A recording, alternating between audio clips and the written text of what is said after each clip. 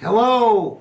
My team, Chris and Julie, have asked me. They said you get a lot of questions, a lot of emails. Why don't, instead of just doing the Dentistry Uncensored podcast or my column Howard Speaks, why don't we do Ask Howard, where we get so many of the same questions over and over, just knock out some of the common questions. So the first one I got is for those that do assisted hygiene, how do you compensate your hygienist for additional cleaning they do? My gosh, this is a very complicated question. Remember, my book, Uncomplicate Business, You Only Manage Three Things, People, Time, and Money. HR is everything. It's the most important. If you get an A in HR, you can get a C or a D in time and money and still reach all your dreams. But if you get a D or an F in HR and you get an A in people and time, time and money, you're going to be stressed out of your mind forever. So HR, it's like people will go on Dental Town, they'll say, my hygienist did this, do you think I should fire her? Oh, my God, what a complicated question. So reducing employee turnover is everything. When you look at the S&P 500 and you see okay, there's two airline companies, and one keeps their average employee 10 years and one keeps their average employee 5 years. The one that's doing 10 years, they make twice the profit. You say employee training costs I hired a new receptionist, I bought her one coffee at Starbucks, we did a 3-hour class in the morning online, and you say that's your total employee cost training. No. It takes employees, I think it takes employees 5 years before they make an indelible mark on your company. And right now, the reason I don't have to do anything is because I got all these people that have been with me 10, 20, 30 years. And so HR is everything. People are complex. The old saying that, you divorce your ex because she wouldn't put the lid on the toothpaste. That was the straw that broke the camel's back. It's multivariate. So number one thing that you have to, the most weighted to the least weighted. The most weighted is you have to reduce employee turnover. If every time I come into your office I see a new hygienist, it's not going to end well. And to tell you how bad it is, if a dental office gets 40 new patients a month, well, after 10 years, you'd have to have 5 full-time hygienists, 40 hours a week, 50 weeks a year, just cleaning these people's teeth. Yet you're still marketing for 40 new patients a month, and you don't even have one full-time hygienist. So 90% of the patients that come in your front door of your office, a new patient, go out that back door and are replaced.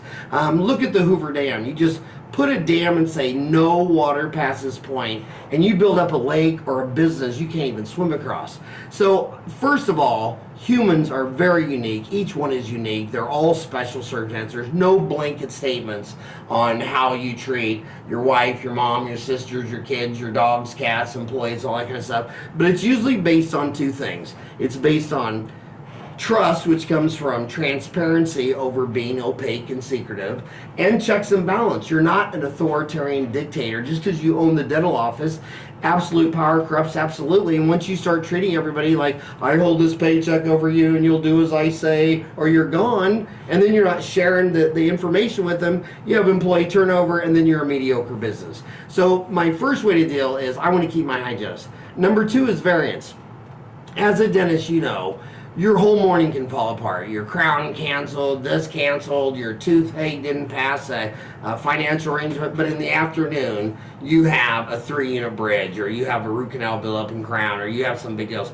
A hygienist or a hygiene assistant, when they get a cancellation, everything they do is a mono price. It's a cleaning exam, and half of them will have 6-month bite wings. So if I get a cancellation, what am I going to do in the afternoon on all the patients show up to increase that variance? So when they get a cancellation, they know they're out for an hour. You pay them on commission. They're like, and the doctor well, why doesn't she go up there and work recall? Because you're not paying her hourly, dumbass. You're paying her commission, and now you want her to work for free. If you want people to work for free, well, doc, why don't you come work for me for free? Oh, you don't want to work for me for free, but you want your hygienist to work for you for free. The dumbest question I get is, when you take your staff to continue education on Saturday, do you have to pay them? No, man, they're slaves. Just lock them up, throw them in the back of the van, drag them there, chain them to... What kind of question are you answering? Saturday, do you want to go work? That is so dumb. So the bottom line, I thought that, my God, 35% of production was the way to go. I did all my numbers. I wanted to pay all my hygienists on production. I was 24 years old out of dental school. I set it up. That was the obvious way to do it. And they always complained during a cancellation. When they had a robust day and their 35% was high, no one ever said thanks. But every time they had a cancellation or two, I got to see the pouting and this. And then one day, I lost my Donna, and she'd been with me like 6, 7 years, and she had a bad day, and she quit. Well, I thought she was one of those death do us parters. I was like under 30, she was like over 60, loved her, everyone loved her, and I lost her over, and I said to myself, at some point, when you stick your tongue in an electrical socket and get shocked, you have to realize there's some bad electricity coming out of here, and I stopped that. I pay them hourly because they don't have a variance. I can pay my docs hourly or production wise, but I put it against a day rate just for 60 Minutes and 2020 and Fox News. I don't ever want a news reporter coming in and finding out that I had an unscrupulous dentist who did 10 fillings that weren't necessary on some kid, and then he cried and said, well, I wasn't going to make my house payment or my student loan payment, and I was desperate. We see that in auto where they go and they just like loosen up a cord, then have an 80-year-old grandma take it in their garage, and he says she needs a new transmission. They say fraud, fraud, fraud. Well, those people are all paid on commission. And I got to tell you another thing. In my own backyard, there's a big air conditioned heating deal, and his name was George Brazil. And I'm probably sure I shouldn't say this or might get sued or liable, but I don't care. It's the absolute truth. Every time I called them, they sent a new person out. And then I started thinking, well, man, Phoenix is big. They just don't have the software to send back the same guy. And then finally I realized after several years, I said, no, they're all new. Because I'd asked, well, how long you been with them? Guess what it turned out to be? That when my air conditioner breaks down and they come out and they fix it, they don't even get a penny. But if they upgrade me to buying a new air conditioner, they get a 10% commission. I thought, well, every religion in the world can be summed up to treat other people like you want to be treated. That's not how you'd want to be treated. I mean, if you go in there and some 80-year-old grandma's got a failing air conditioner, all you got to do is give it a shot of Freon and the charge for coming out here, whatever. So remember, when we talked about transparency, opaque, my 4 boys, whenever they all went in one room and shut the door, it took like 1 nanosecond to figure out, all right, something's weird going in there. And you go in there and you peek in the door, and someone found the Oreos on the top shelf, and they're eating them all, and they got chocolate all over their face. And they come out and you say, what were you boys doing? And they got Oreo dripping out of their nostril. Nothing. Transparency is everything. I always tell my boys, they'd always be explaining why something they shouldn't do, why they could do. And I'd say, hey, I'm not the judge here. You know who the judge is? The front page of the Arizona Republic. I don't care what you do. If you're cool with that whole story on the front page of the newspaper and a video and a hidden camera, and you're like, yeah, I'm still glad I did that, then do it. But, there's a lot of things you do in the bathroom that you won't do at the dinner table during Thanksgiving dinner. So transparency is everything. So I pay hygienists and dentists a base wage and hygiene assistants a base wage, and then you can do a bonus. And we have a lower team bonus where at the beginning of each month we say, if we do what we did last month, that's what you're paid to do. If we do a little more up to here, I'll give you a $100 Benjamin. And the reason, and if you do this much, I'll give you 2 Benjamins. And I'll give you this much, I'll give you 3. Let me tell you about that.